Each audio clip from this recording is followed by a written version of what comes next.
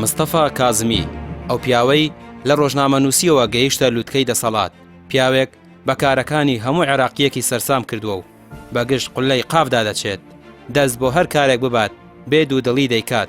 ئەو خەریکە لە هەردوو ڕووی سیاسی و جەماوەریەوە خۆی دەسەلمێنێ. ئەم جموجۆڵانەی مستەفا کازمی پرسیارێکیان وروژاندووە: کازمی چۆن وا بە زوویی گەورە بوو تا ئەو ڕادەی وڵاتانی ئیقلیمی و زلهێزیش باشکرا دژایەتی ناکەن؟ هەرچی بێت ئێستا لە گۆڕەپانی سیاسی عێراقدا چاوەکان لەسەر ئەو پیاوەن: ڕیشەکێشکردنی گەندەڵی، هەڵبژاردننی پێشوەخت، چاکسازی لە داهات و خەرجی حکومەت، باشکردنی سیستەمی تەندروستی، دەرهێنانی چەک لە دەستی میلیشیاکان و وشکردنی سەرچاوەی داراییان. هەموو ئەمانە بەشێکن لە ئەجێندای کازمی. منفذ مهم نبعث رسالة إلى كل الفاسدين. بەشێک لە چاودێران کە هەڵسەنگاندنیان بۆ کارەکانی کردووە دەڵێن کازمی دەمی شۆفەڵەکەی قورسە، ئەگەر هاوسەنگی ڕانەگرێت لە نیوەی ڕێگا دەپچڕێت. ئەوەی کە پێکات بوو بۆ بڕیای لەسەر درابوو بۆ شیعە سەرۆکی ئەنجومەنی وەزیرانە، کەواتە ئەمە یەکلایی بۆ تۆ دەبێت لە ناو بیتی شیعە بێت. ناکۆکی نێوان لایەن و هاوپەیمانەتیەکانی شیعە وای کرد تا ئەندازەیەکی زۆر شانس یاوەری کازمی بە بەتایبەتی کە لەبەرەوەی کاتی خۆی لە میدیا هاوکاری دکتۆر بەرهەم بووە. دکتۆر بەرهەم پشتگیری و پشتیوانێکی باشی کازمی بووە. ئەوە تا ئەندازەیەکی زۆر دەتوانم بڵێم شانس هۆکار بوو لەوەی کە بازەکە بەسەر کازمیان نیشتەوە. بەڵام ئاخۆ تاکەی دەتوانێت سەرکەوتوو بێ و بەردەوام بێ. پێم وایە هێشتا زووە برای لەسەرەوە بدەین داخۆ سەرکەوتوو دەبێ یان ئەویش بەڕێی ئەوانی پێش خۆیان دەڕات. گومانێتیانە تا ئەندازەیەکی زۆر کازمی لە ماوەی چەند مانگی ڕابردووە کە دەست بەکار بۆ تا ئێستا سوودێکی زۆری لە میدیا وەرگرتووە لەبەرەوەی خۆی پێشینەیەکی میدیایی هەیە، توانیوێتی تا ئەندازەیەکی زۆر ببێتە پاڵەوانی میدیاکان. بەڵام ئاخۆ پاڵەوانی میدیاکان لە ئەرزی واقعە دەتوانێت کاریگەری بۆ ئایندەی هەبێ.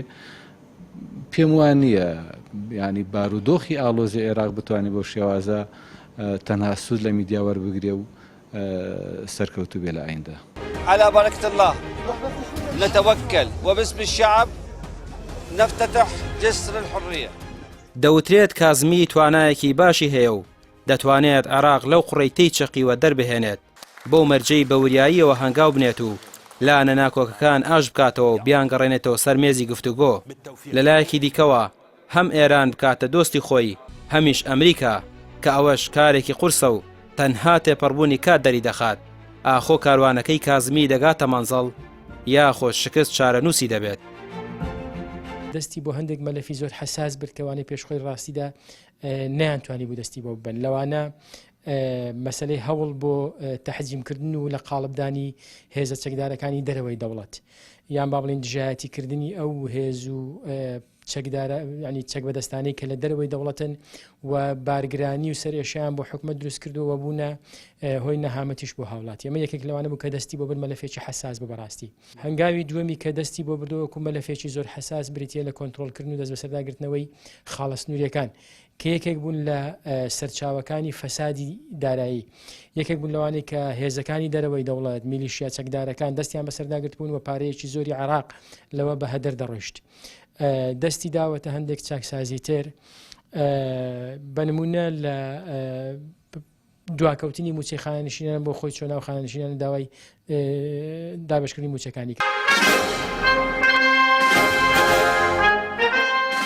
کازمی دەیەوێت بە هەموو لایەنە سیاسیەکانی عێراق بسەلمێنێ کە ئەو بەو جۆرە چاکسازی دەکات، خێرا و بەپەلا ئەوەی کابینەکانی پێشوو لە ئاسیدا بێدەسەڵات بوون ئەو دەیگەێنێتە ئەنجام.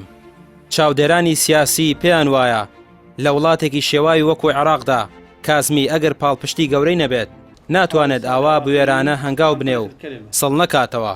لەگەڵەوەشدا پێیان وایە ئەو ڕێگەی کازمی هەڵی بشاردووە بەگوڵ نەچێندراوە و ڕەنگە لە داهاتووی نزیک و دووریشدا ڕوبەڕووی دەیان کێشەی نێوخۆیی و دەرەکی بێتەوە. ڕامیار عوسمان، کەناڵی پێام، سلێمانی.